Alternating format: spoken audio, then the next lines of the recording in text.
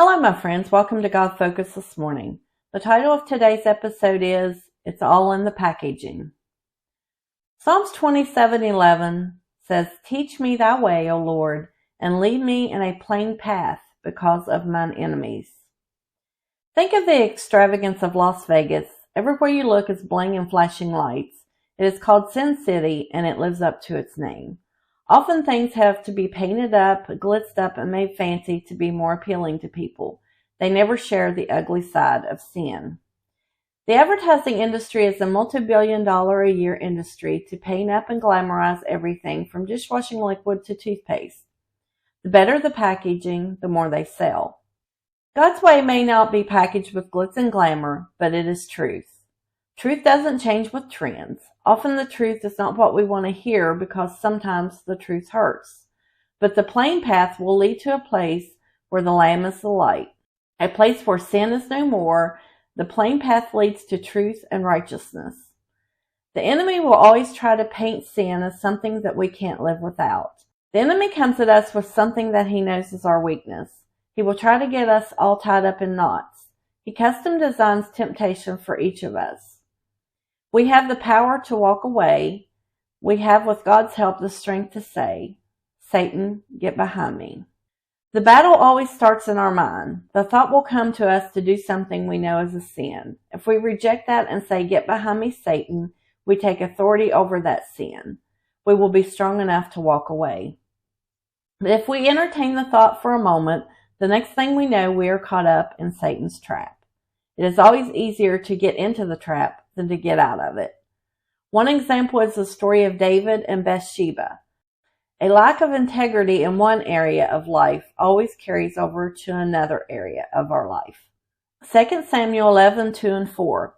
"And it came to pass in an eventide that David arose from off his bed and walked upon the roof of the king's house. And from the roof he saw a woman washing herself, and that woman was very beautiful to look upon. And David sent and inquired after the woman, and one said, Is not this Bathsheba, the daughter of Eliam, the wife of Uriah the Hittite?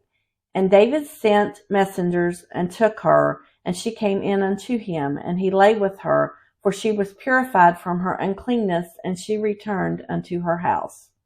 Look at David. He saw Bathsheba. He could have turned away, resisting temptation. That would have been the end of his grief. No, he stood and he allowed lust to take hold of him. Still, he could have resisted temptation when he found out that she was someone's wife. But he should have maintained his integrity and walked away. But he decided that he didn't care. He wanted her, and that was all that mattered.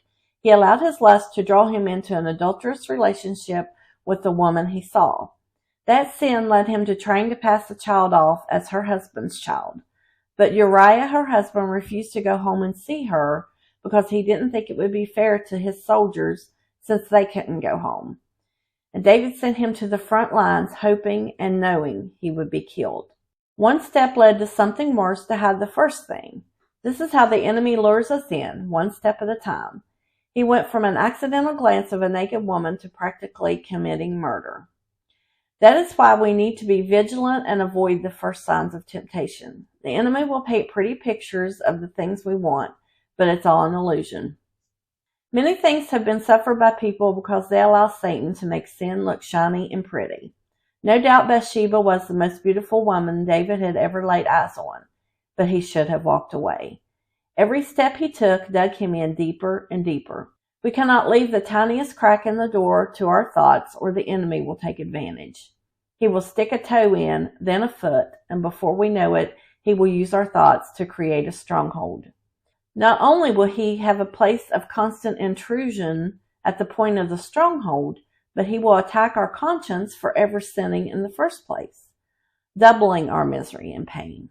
Never think that you cannot get out of one of Satan's traps. All it takes is to turn from the evil and ask God for his help and his forgiveness. This will break the chains that have us bound and will set us free. But we have to want to escape.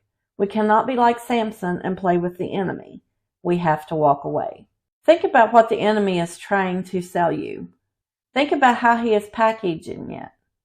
I can guarantee it will only bring pain Thanks for watching. Until next time, be bold, be brave, and keep your God focus.